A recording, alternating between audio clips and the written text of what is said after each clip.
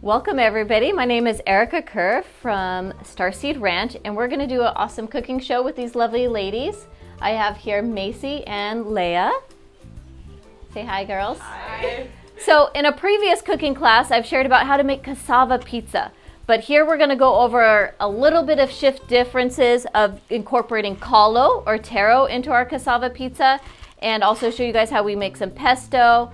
And we're going to get started, and it's going to be for a big batch for a big group of students. So we're not doing it stovetop, but oven. Step one is we have to cook the callo. Dash harvested this last week, and I've been saving it. So how I cook our callo is when it's this size, bigger than a fist, you need about an hour of pressure cooking it in your Instapot or regular pressure cooker. I'm going to just put these in whole. I could speed it up if I were to cut it up, but I like the texture better for pizza when it's whole, and then it's a little bit less gelatinous.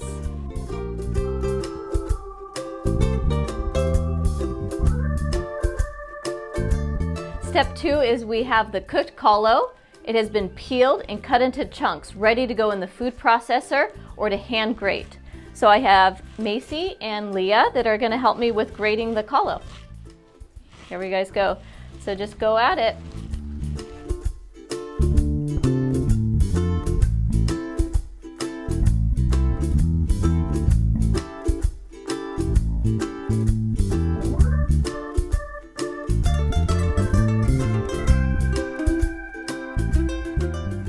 Next step is we want to season callo crust, and my favorite thing is rosemary. I just love the aromatics of rosemary bread and anything that is starchy with the rosemary. So we're just going to get this destemmed, chop it up, and then we're going to add in some salt, garlic powder, and if you wanted you could also do onion powder.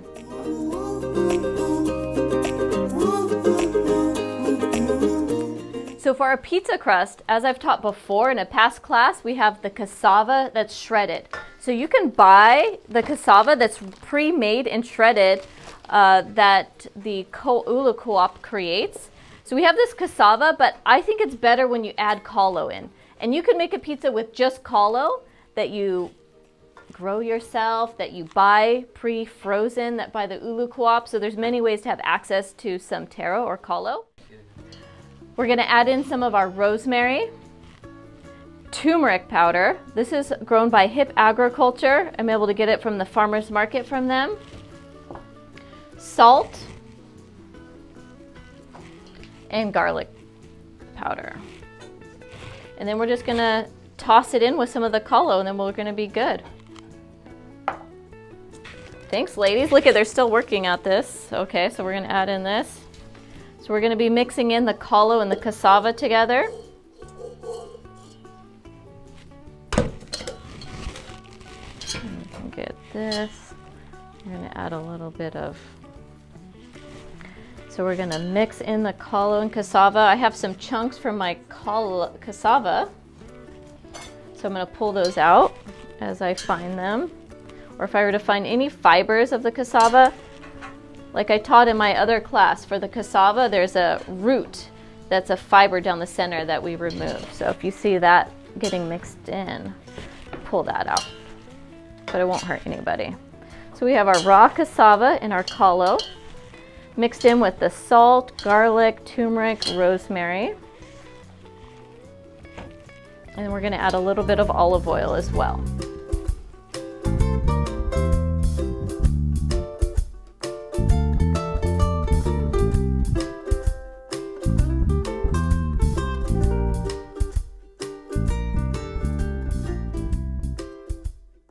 All right, step 4 is we're going to oil the pan, and a baking sheet works really well for cooking this large size pizza for a group compared to the stovetop. So I'm just going to oil the pan. It needs to be well oiled, and then we're going to drop and press in our crust mix. So maybe you guys can help me with that, but I'll just demonstrate, and then you can kind of see and feel how this is. And when we bake and put this in, we're going to end up baking this for 20 minutes or so on one side And then the cool part is flipping it and baking it on the other side to really get it nice. And my children don't like the crust too thick or too thin. So it's a little bit of a Goldilocks effect of how do you like your pizza crust? And since it's callo and cassava, I'd say not too thick because then it will be more cake-like, right? So we're just gonna press this down, and it's important to press. So if you guys want to add, and we're gonna just do like a 1/4 inch thick. And we'll just fill it in there so you guys can help press that down. I'll put some more in.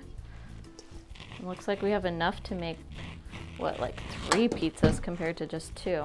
Why don't you try that out? How does it feel?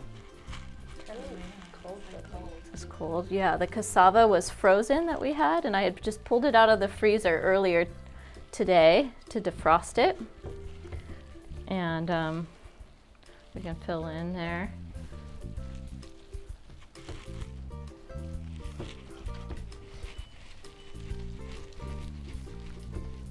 That's good. And then the other thing that I like to do here is for the edges, it flips and doesn't stick when you kind of have a nice edge to it that's smashed down in a little bit from the sides. So what do you think? Is that good? About right, right? Yeah, that works good for the, let's see, I found another piece. Okay. So the oven's already reheated, and we're gonna stick this in the oven and bake for about 20 to 25 minutes.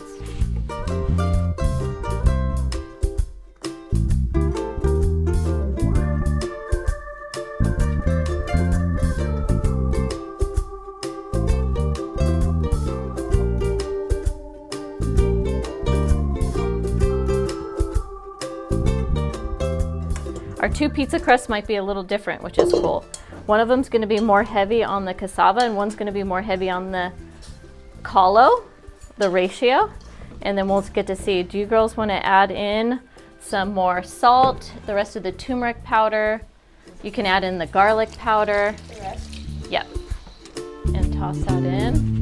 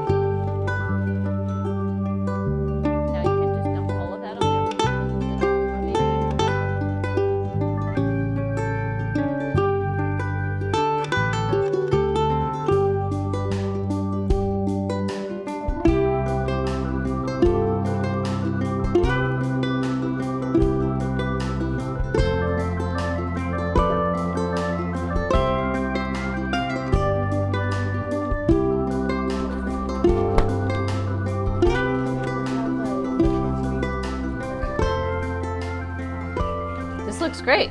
And this is a thicker crust, so this is more callo. Like, this is going to be my favorite. I like a more callo ratio to cassava, but the cassava is yuca. Have you ever had tapioca? Yeah. Tapioca is the starch from cassava or yuca. Everybody's had like boba, right? Tapioca pearl. Okay. It comes from this plant right here. Yeah, that's cassava. It grows much bigger than that. That's like a little baby comparatively to how it grows. Okay, so let's stick that in the oven. Looks good.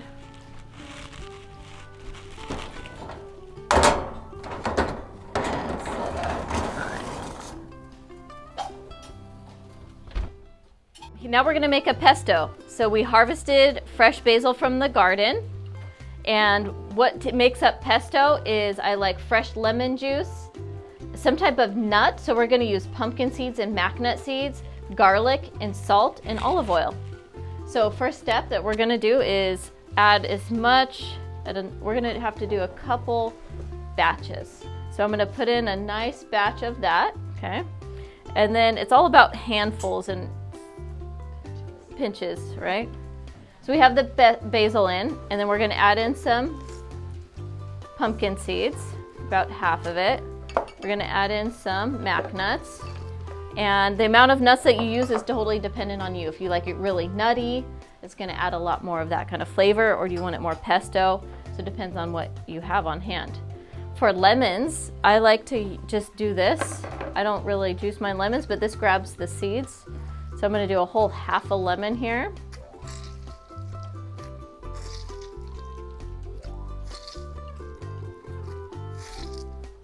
Isn't that great?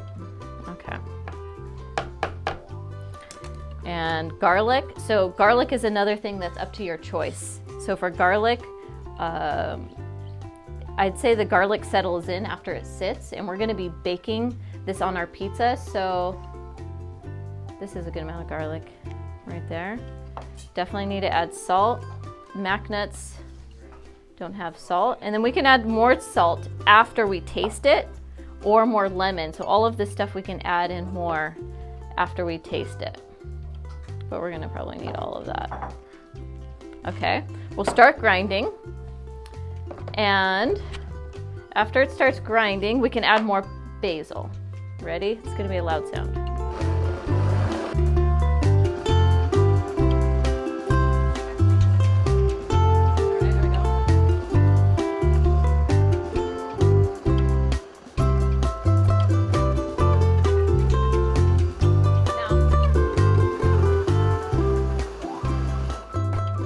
That looks good. You guys ready to try it and see if we need more salt, more basil? And this is looking a little chunky, so you can make your pesto chunky or super smooth depending on how much you blend it or food process it. Okay, let me try it first. Oh, okay. It's off. See what you can tell me.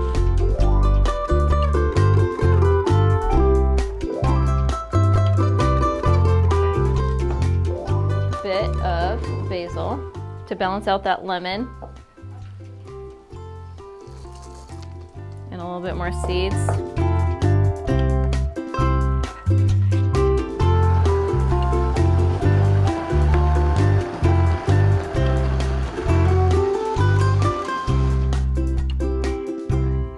I think we're good with that. So how we make a pesto is really up to you. The amount of salt. This is not Italian pesto. Italian pesto has Parmesan, and that replaces some of the salt. And for Italian pesto, if you want to make a big batch of pesto that you're going to save in your fridge, I would recommend blanching the basil, because then it won't oxidize. And so you know what blanching is, right? You put basil leaves in a pot of boiling water, or you can just boil water and pour it over a bowl of basil, strain it immediately and ice it, and then blend it. But we're gonna be using this right away in our pizza, so we don't need to blanch. To effectively flip your baking sheet of colo crust, we pulled it out of the oven. It's pretty well good. You just need a cutting board or a surface that's close to the size of your cutting board, close to your baking pan. It can be a little smaller. There we go. So this is flipped. We're gonna add a little bit more oil to this pan and then slide it back on.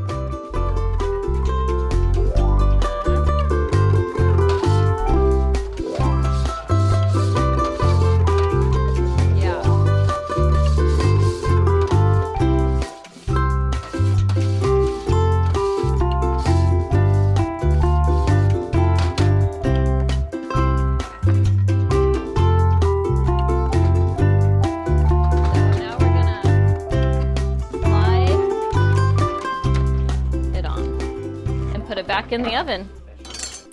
We're gonna bake this for another 10 minutes, pull it out, and put our toppings on. All right, so now we get to do the toppings, which is the fun part. We created our pesto together with some lemon and garlic, so we're gonna just spread that on. And then maybe you ladies can help me. We're gonna put on the toppings. We have some fresh mozzarella, some bell peppers cut up, and some fresh tomatoes and mushrooms. So this is a veggie pizza. We're doing a veggie lunch today with our colo and cassava crust. There's quite the beautiful landscape to this pizza crust. It's not quite perfectly flat, but Who doesn't like texture? All right. So is that enough pesto, you think? Yeah. Yeah? Just spread some out. Right? It's like we don't want to miss any edges. I never want the piece without the sauce. All right. So once you guys add in the cheese, and I think what you want to do is place it per like a piece, a square. So yep. And just with a little space because it's going to melt and spread. Mm-hmm. Yeah.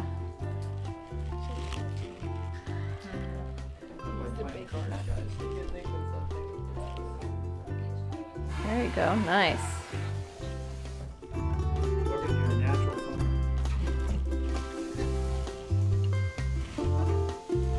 Great. He's tall, so it works. Oh, it's there. Look at that. Oh my gosh, so cute. Looks like we're making a Italian flag. Yeah, like a little. Okay. So then what if we did this in between here? We can kind of go like that, so you can lay those down, and we'll sprinkle the mushrooms.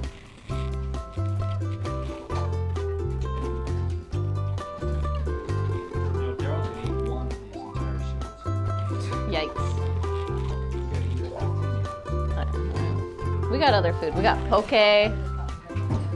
All right, is that enough slices? Okay. Who likes a lot of mushrooms on their pizza? Me.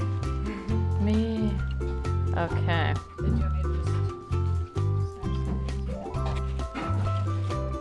Do you want me to Yeah. sprinkle? Yeah, you can just put them on however. How fun is decorating a pizza? Way more fun than decorating a cake. Very. And healthier.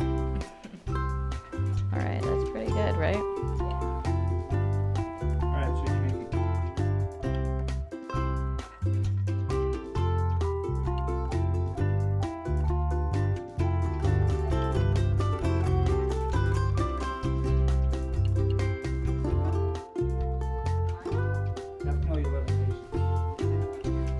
Spread it out to this side. There you go. There you go. You got some good technique there.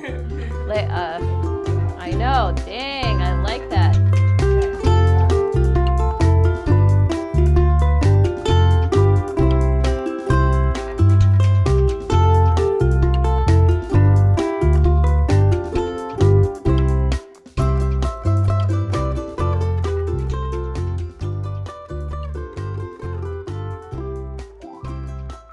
We're gonna put this in the oven at 425 or 450, so we just blast it and melt the cheese and get the toppings all cooked.